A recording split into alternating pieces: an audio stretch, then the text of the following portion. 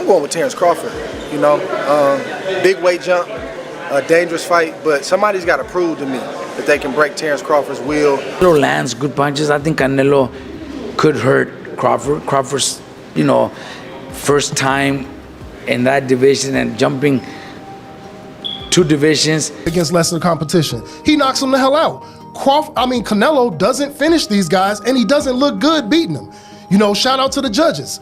The judges make Canelo look good. Leaked training footage of Terence Crawford ahead of his highly anticipated bout with Canelo Alvarez is making waves across the boxing world. The clips showcase Crawford's razor-sharp footwork, fluid combinations, and relentless tempo in the gym. Notably, it's been reported that Crawford is sparring with former champion Andre Ward, move that has turned plenty of heads. Ward's renowned technical mastery and high ring IQ make him a perfect sparring partner, offering Crawford elite-level preparation against a fighter celebrated for both power and precision.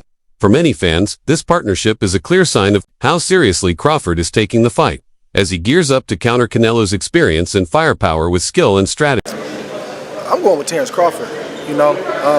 Big weight jump, a dangerous fight, but somebody's got to prove to me that they can break Terence Crawford's will and that he can't figure it out against you. It ain't no disrespect toward Canelo, but I've said this the last couple of years. I'm not betting against Terence Crawford against nobody right now. You got to show me that you can beat him. Simon Jordan's bold assertion that Terence Crawford could be Canelo Alvarez's kryptonite has sparked intense debate throughout the boxing community by positioning Crawford as the fighter who might finally crack the Canelo code. Jordan highlights a unique blend of style, ring IQ, and adaptability. Crawford has built his career on the ability to make real-time adjustments, methodically dismantling opponents with patience and precision. Against Canelo, master of pace, control, and capitalizing on Crawford's versatility could be the X factor. Jordan's take doesn't just fuel the hype, it reframes the narrative, presenting Crawford as a legitimate threat to long-standing dominance. Man, what's up, fight fans? It's official. I'm going to be the third man ringside calling the Canelo Alvarez Terence Crawford fight September 13th at Allegiant Stadium. I'm excited to be a part of this event. I'm excited to be ringside calling this great card and this great matchup. Historic event for many, many reasons for both fighters. Super middleweight supremacy on the line. Legacy's on the line. Your namesake and reputation is on the line. And I just take my hat off to both of these fighters for putting everything on the line late in their careers the way that they are. This is rare, and it's becoming more and more rare in boxing. Guys don't want this kind of smoke. They really don't want to face another counterpart that can ruin everything that they built. And it really don't matter how much money's on the table for a lot of guys. They'd rather take a lesser risk for less money than to risk everything like these two fighters are doing. So I take my hat off to them. And I also want to give a shout out to Turki Al-Sheikh for all that he's done to put this fight on. Dana White for all that he's done to put this fight on. And one more person that stays out the way and you don't really hear a lot about, but that has done a lot to make this fight happen as well. And that's my brother, Nick Khan. He just gets stuff done, man. And I want to thank him and shout him out as well for getting this done. So I'll see y'all in Vegas, man. Part of me wants to be home watching this fight in street clothes, but I got to take the street clothes off. I got work to do. I got to put that suit on, get ringside with John and Max, and call this fight like I know we can. Huge event, huge implications, historic night, and I'm happy to be a part. I hope to see you in Vegas at Allegiant Stadium. If not, man, tune in live on Netflix. Terence Crawford maintains that he approaches every opponent with unwavering intensity, regardless of their name or reputation. As he prepares for his upcoming clash with Canelo Alvarez, his mindset remains unchanged, rooted in focus, discipline, and a relentless attention to detail. By treating every fight as the most important of his career, Crawford avoids distractions from hype or intimidation. His preparation for Canelo reflects the same meticulous conditioning, tactical precision, and technical excellence that have cemented his status as one of boxing's most gifted and consistent performers. Jumping 2 divisions where he only had one fight at 154 and didn't look his best either. So there's a lot of questions, about that, and that's why a lot of people think Canelo is going to knock out Crawford, but I'm probably one of the only ones that I do give Crawford a chance. Yeah. I think Crawford could pull it off. Crawford is very talented. He's very fast. He's very smart in the ring. So I think a perfect fight, Crawford could pull off a decision. Mm-hmm. Okay. I think he could win a decision. I don't pick him. I wouldn't put my money on him winning because it's a very dangerous, risky fight, especially with Canelo being so strong. But Canelo's last few performances, he's looked slow, flat-footed, looking for one punch at a time. And if that's the Canelo that fights Crawford, Crawford could win a decision. Crawford could outbox him, could outsmart him, could land 3-4 punch combinations and move and win a decision. So do I give Crawford a chance? 100% think Crawford could pull it off. Would I put my money on it? Probably not, but I do give him a chance. Yeah, good stuff. Look, Robert, appreciate you taking time to speak to me. I appreciate you letting me in the gym today. Always a pleasure. And hopefully be catching up sometime soon. Thanks appreciate for coming. it. Thank you very much. Fans and analysts.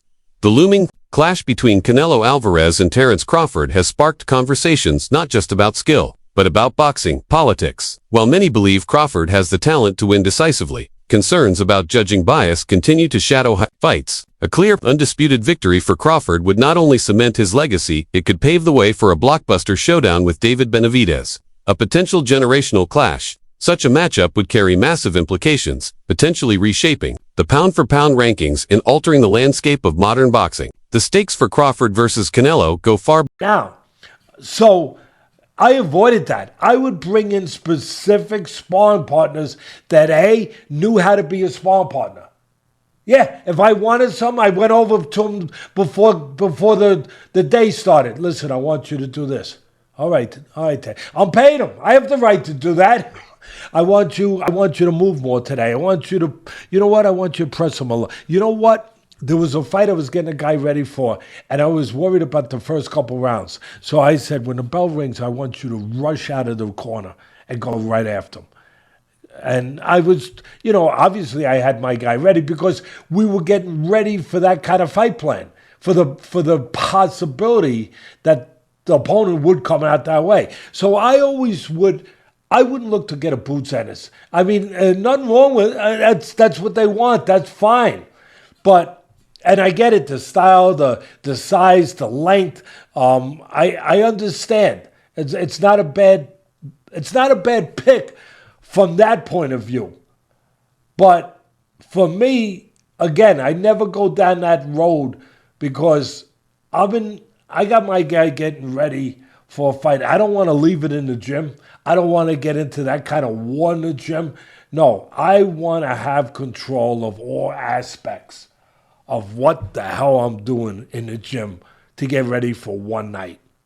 So no, I wouldn't do that. I'd get the right spar partners.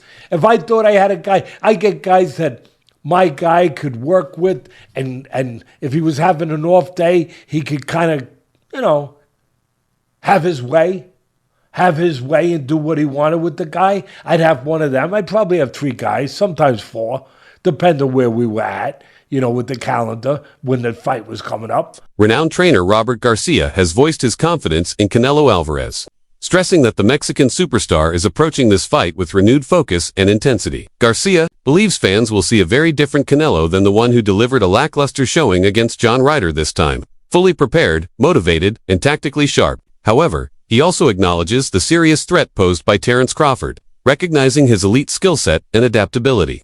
While many experts highlight Crawford's technical brilliance, Garcia ultimately leans toward Canelo, citing his championship, pedigree, and big fight experience. His perspective mirrors the broader divide in opinion between Crawford's versatility and Canelo's battle-tested dominance.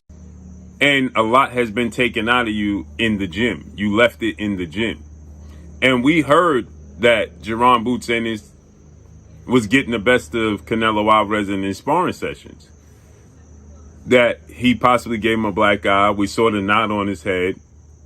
That was just a week ago.